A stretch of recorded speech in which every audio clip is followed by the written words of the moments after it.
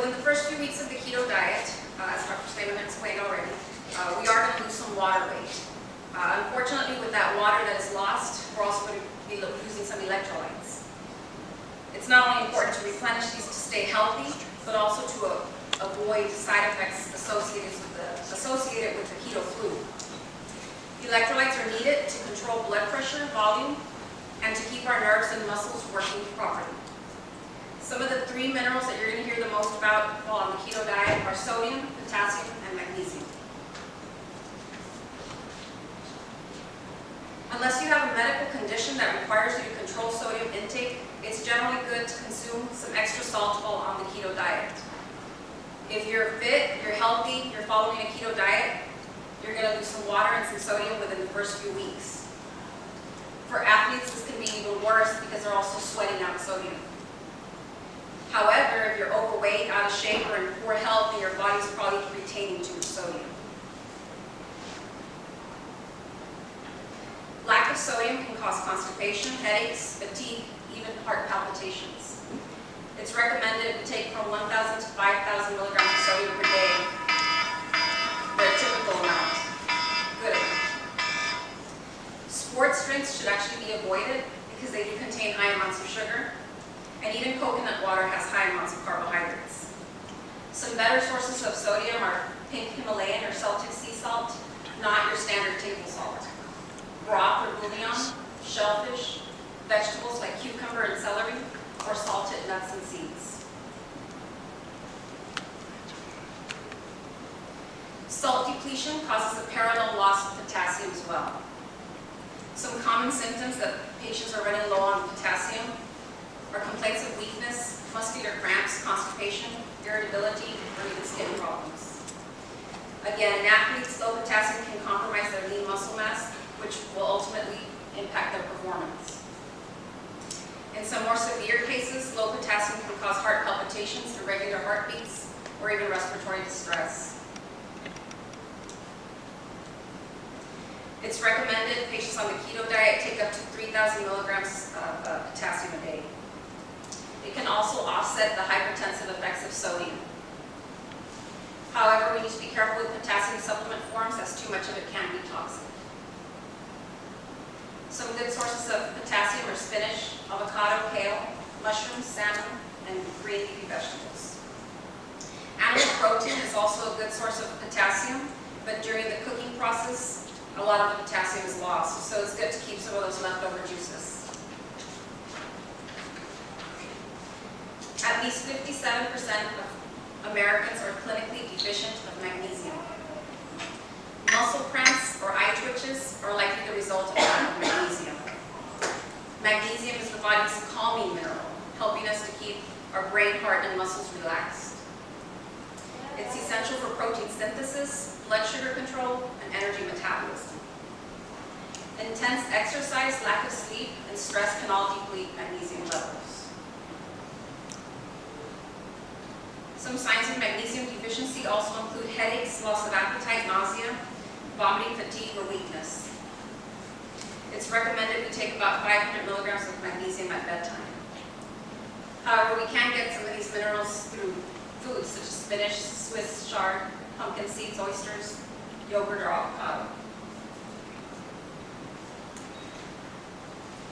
Vitamin deficiencies can also play a part in symptoms for feeling tired, having headaches, or keto flu. For example, some patients will avoid milk because it is high in some carbohydrates, and that this can lead to low levels of vitamin D.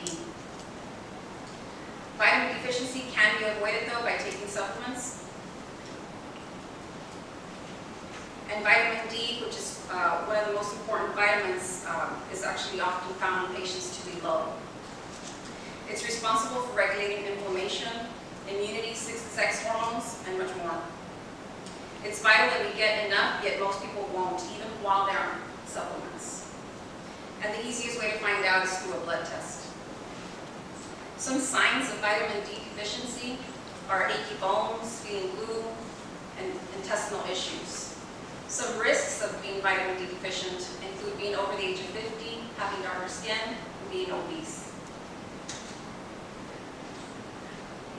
Along with sensible sun exposure, a good amount of vitamin D3 is from 1,000 to 1,500 IUs for every 25 pounds of body weight.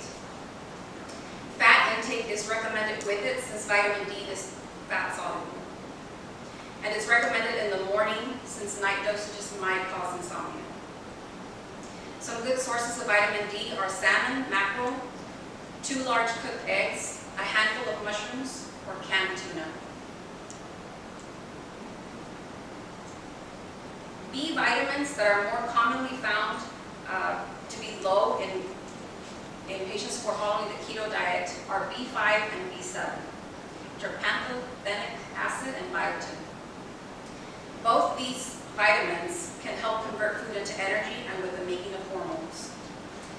Some deficiency symptoms include fatigue, headaches, insomnia, intestinal issues, numbness, tingling, nausea, depression, or muscle pain.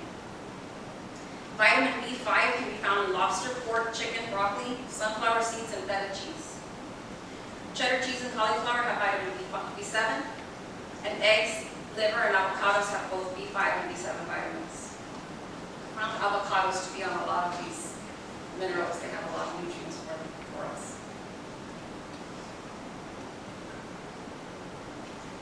Not only will omega-3 fatty acids protect your health, but they also keep you and help you stay in ketosis.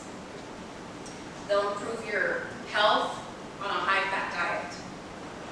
Most foods are higher in omega-6 fatty acids, and studies show that those can cause inflammation, so omega-3s help counteract that effect.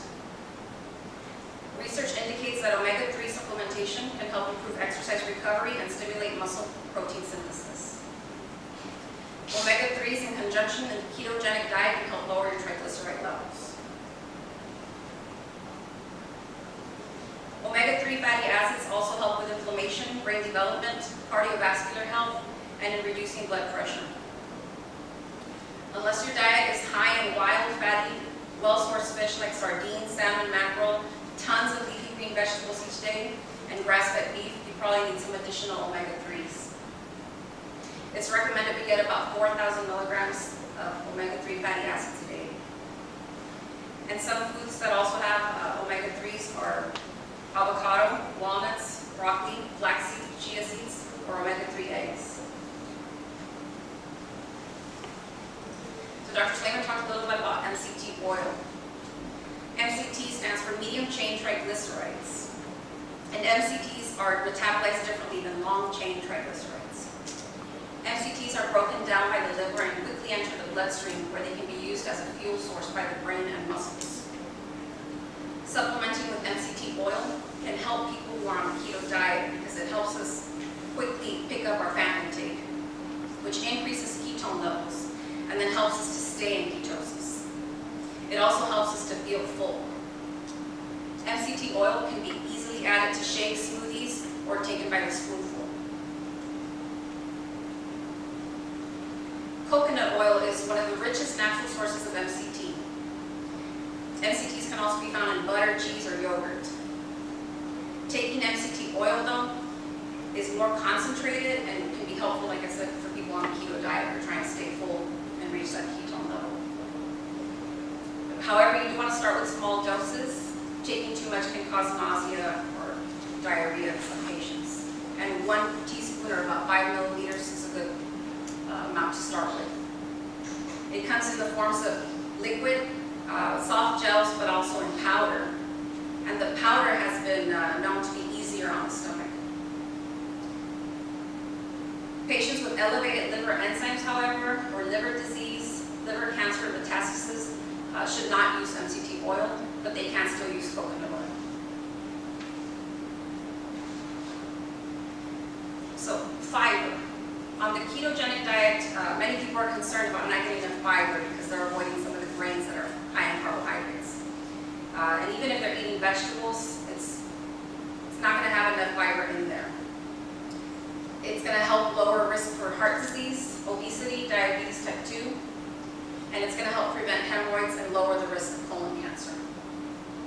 It's recommended that women get about 25 grams of fiber a day and that men get about 38 grams a day, but the average American is only getting about 15 grams a day. And fiber can also help prevent the diarrhea and bloating associated with MCT oil.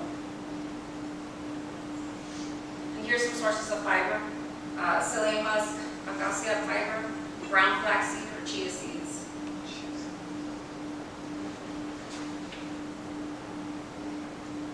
And in conclusion, using supplements on the keto diet can help you be at your best.